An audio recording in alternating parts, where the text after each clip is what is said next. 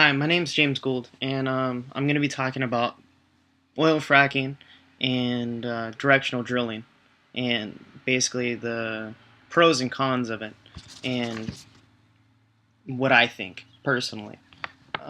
Hopefully, this is a first for you.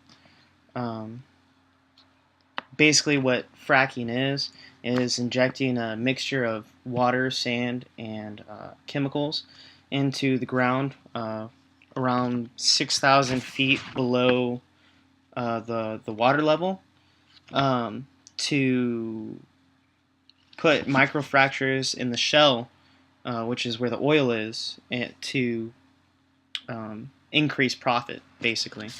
Uh, Frac sleeves come in many different sizes and stages. The sizes are normally company's personal preference, ranging from 6 feet to 20 feet, and the stages are how many shell fractures the company wants to make, normally ranging from 60 to 40, depending on how deep they actually drilled. Fracking a well means more oil.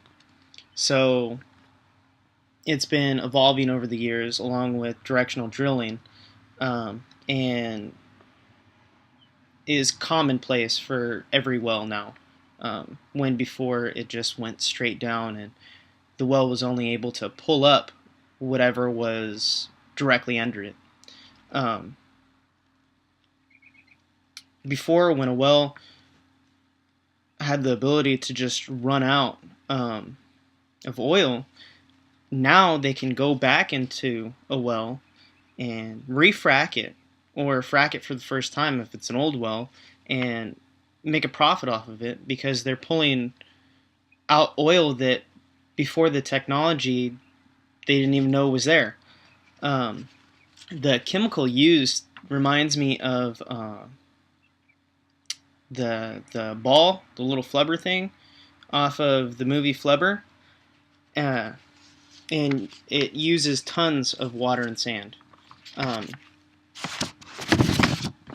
if you ever watch a fracking video, they'll describe it as mini explosions, which is wrong. Fracking occurs when multiple balls are dropped downhole, then extreme pressure is put on those balls.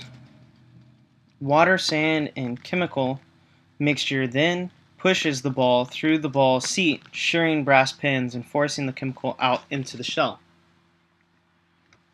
which in turn releases the oil. This is a ball seat and is located in the middle of each sleeve. They come in different measurements, 1/8 and 1/16, depending on the company and the size of the well hole. When pressure is put on the ball seat, the ball weakens and passes through the seat, shearing the pins. Lots of people think that because of fracking, our oil is going to contaminate the water. But when a well is dug, they cement well past where the groundwater is. So it's not really a threat at all. The real problem is the gases from the microfractures in the shell that actually could pollute the water. I do not agree with fracking at all. Yes, it does increase profit, but at what cost? Poisoning the water, polluting the air. This is happening worldwide. Little microfractures everywhere releasing dangerous gases into potential drinking water. When I lived in North Dakota, this was my horizon. The pay was good, amazing even, but I felt it was wrong. I felt that the company I was working for was wrong and quit. Oil companies are greedy and do not care about anything as long as they're making a profit. I do not know if you've ever even heard of fracking or directional drilling or any of this, but I hope I've educated you a little bit in it.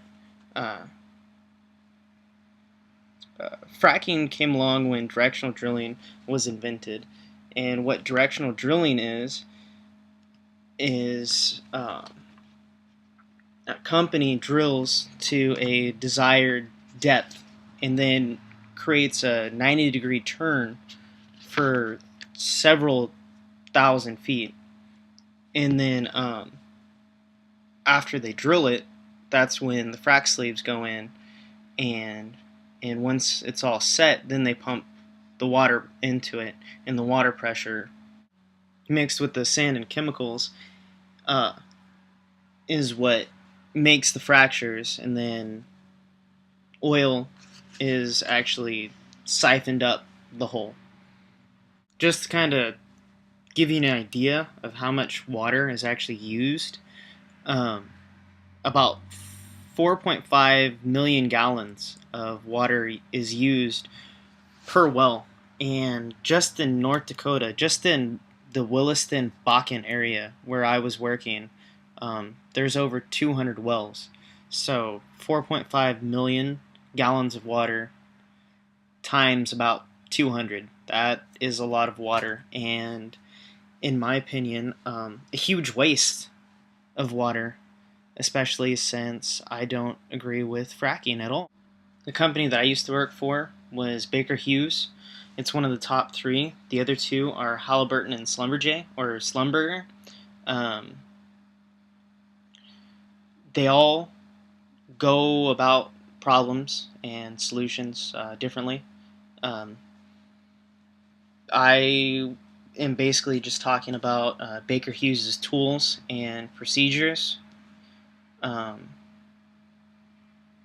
and I hope this was enlightening for you and not too boring or repetitive. So thank you for watching, and have a good rest of your day.